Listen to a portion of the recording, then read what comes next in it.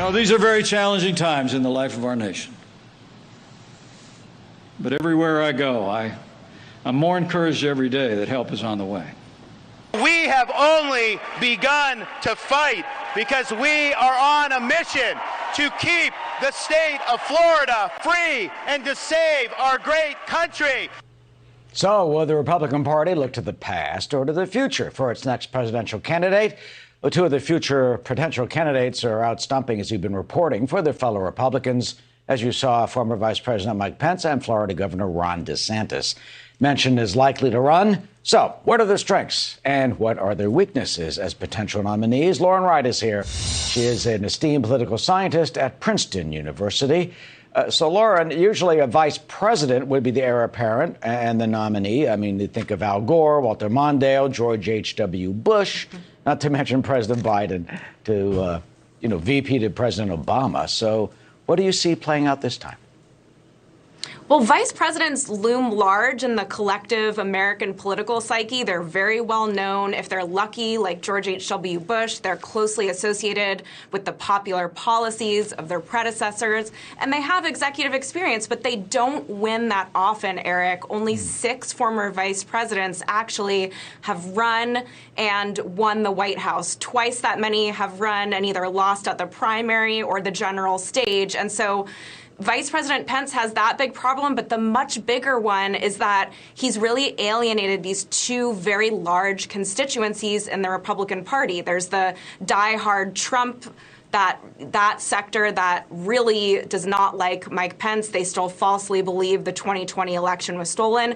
And then there's these never Trump Republicans who resent Mike Pence in the first place for joining the ticket. So what you have left over is a very, very small sliver of the party, and it's really tough to win that way.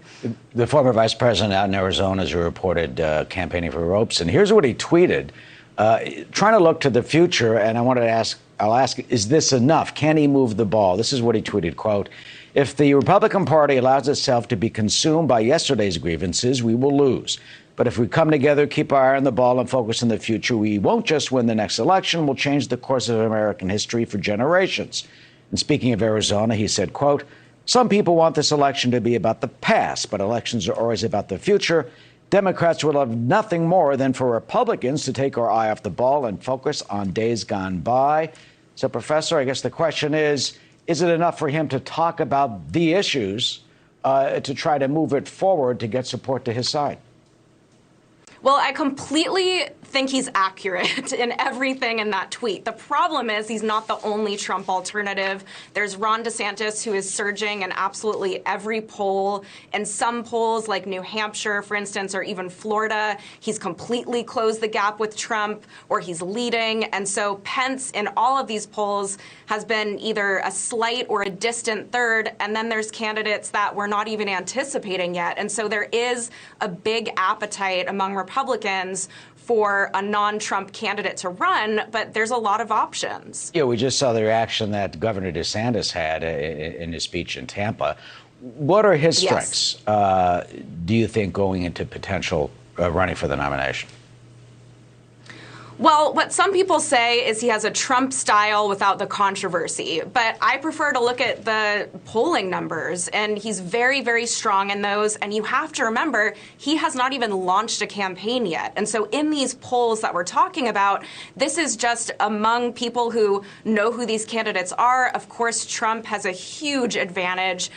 He is the current head of the Republican Party as the last Republican and the last president. And so once candidates like DeSantis have a chance to announce and get their message out, we should probably only expect that support to grow.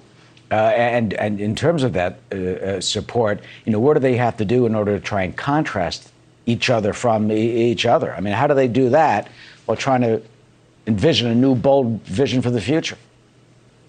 I think he's done it a little bit in these speeches. So he seems to toe this middle line, criticize Biden as much as possible, but not go to the point of personally insulting Biden or getting into these interpersonal jabs. Maybe that's the playbook. But also, DeSantis policies, if you look at polls that ask about the education policies, for instance, that give parents more control over school curriculum and what they learn, those policies are widely popular if you don't attach DeSantis to it, or depending on how you frame these policies. So he seems to be sort of getting these issues that have widespread popularity, but not going so far, for instance, to say schools should ban books, or which he is getting a little bit of heat for some of the schools in Florida, or that teachers should be prosecuted if they teach about race relations, for instance. So that's a very tough line to toe, and you're right, there's plenty of time left.